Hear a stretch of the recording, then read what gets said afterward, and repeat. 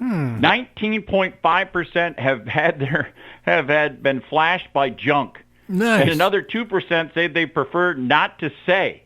So it could be up to 21%. Oh, it could be even more than that. Yeah, so you could, yeah. Okay. Women are twice as likely to say that it's happened to them because, guys are proud. And they get drunk and they're like, hey, check this out. Yeah. Look what I can do. Check out Speedy Gonzalez. He can talk. Probably because it's easier for guys. You wouldn't want to name it Speedy Gonzalez. No, you get no chicks that way. Yeah. Or Pepe Le Pew.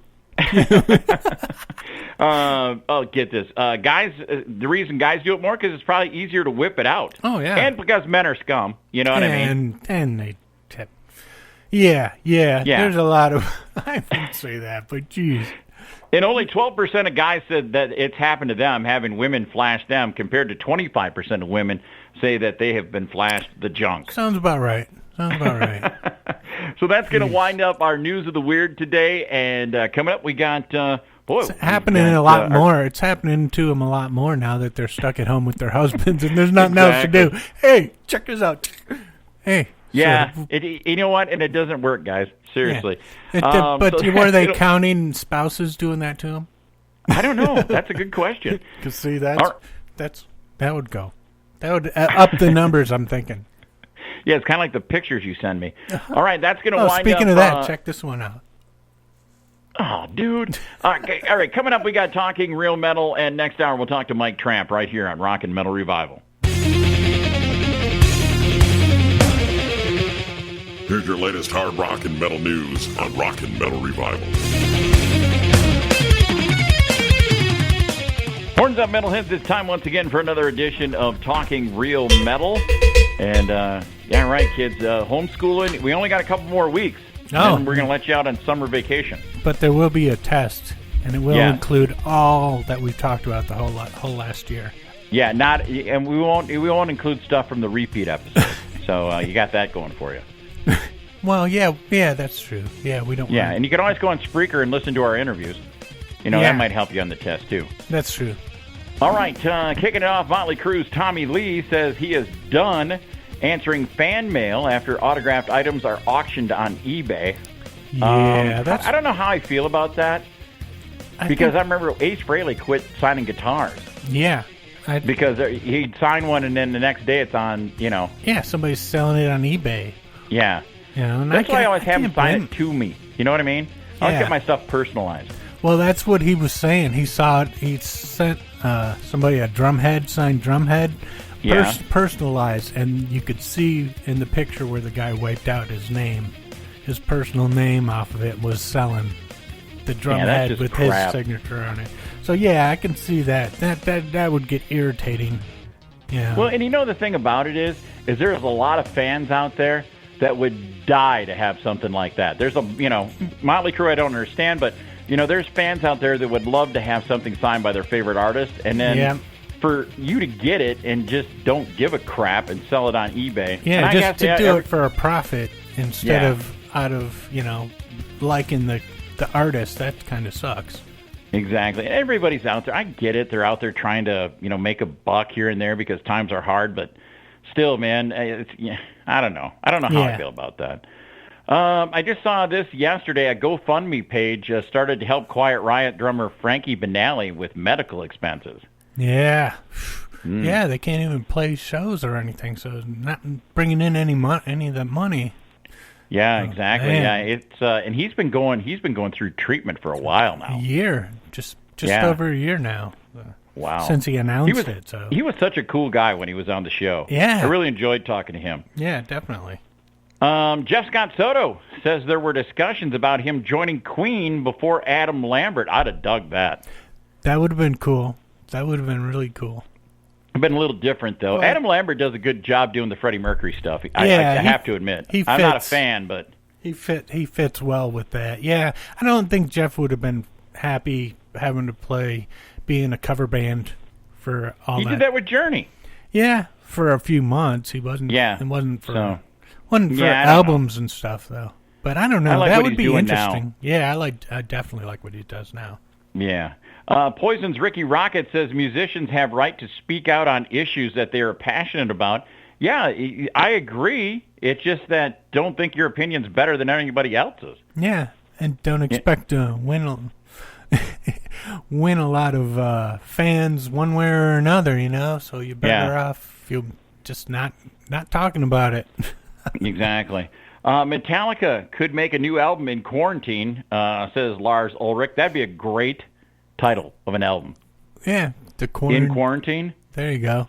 Yeah, that would be good. I mean, you got nothing else to do. Might as well. Record Store Day. Is social distancing releases to be split up across 3 dates now? Yeah, a few months apart. They're going to... So there's a Black Crowes release on that thing that I want so bad. I know. There was a couple Judas Priest ones and a UFO one I wanted, but see when they come out. Exactly. All right, Ace Frehley begins work on new album of original material. Origins 2 pushed back to fall. Oh, okay. Well, he can't work with anybody because of social distancing, so he might as well do his own stuff. Yeah, that's true. Yeah.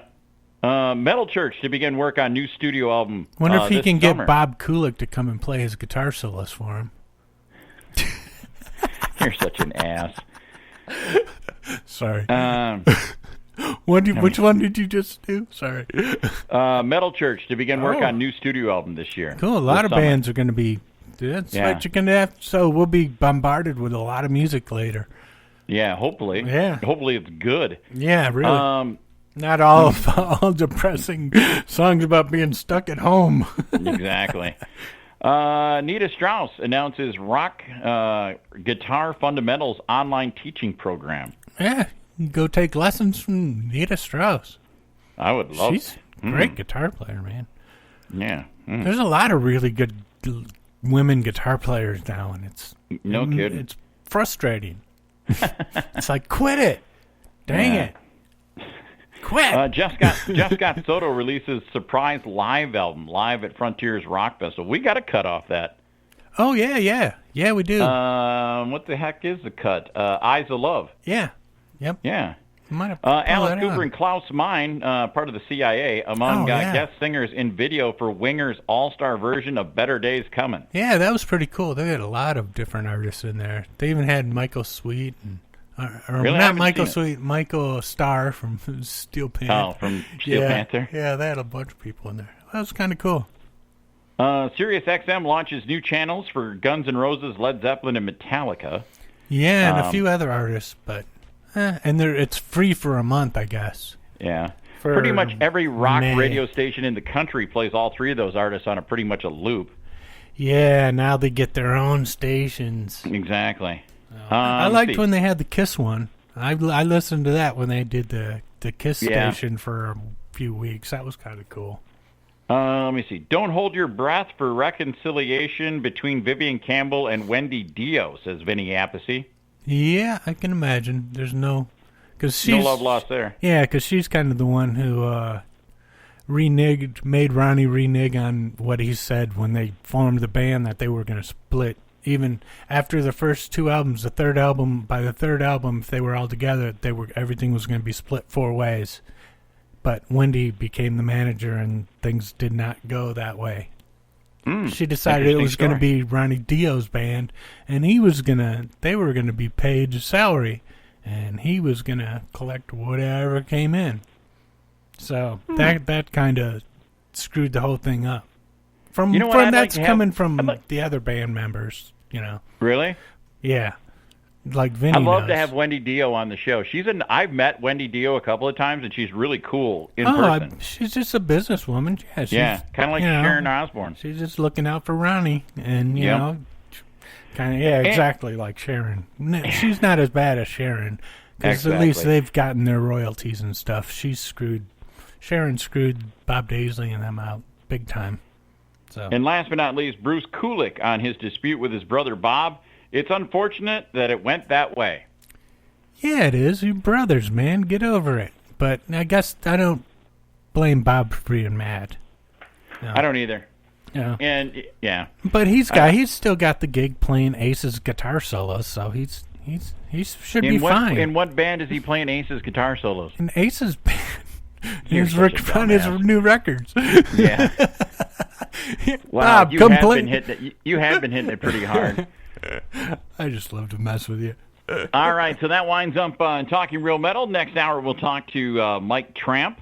And we got more great, we got some new stuff, too, coming up next hour right here on Rock and Metal Revival. There's brand new music from Mike-Tramp. It's called The Road right here on Rock and Metal Revival. And it comes from his upcoming release titled Second Time Around. And we were fortunate enough to have him with us today. We want to welcome Mike to the show. How you doing, Mike? Thank you so much for having me, man. I got something to do today. Well, with everything that's going on, it's always good to have something to do. And I know I like listening to a lot of new music, and I've been listening to a lot of your music for years. And from what I've heard from this release, your fans are going to be very happy about this new release. Tell us a little bit about Second Time Around.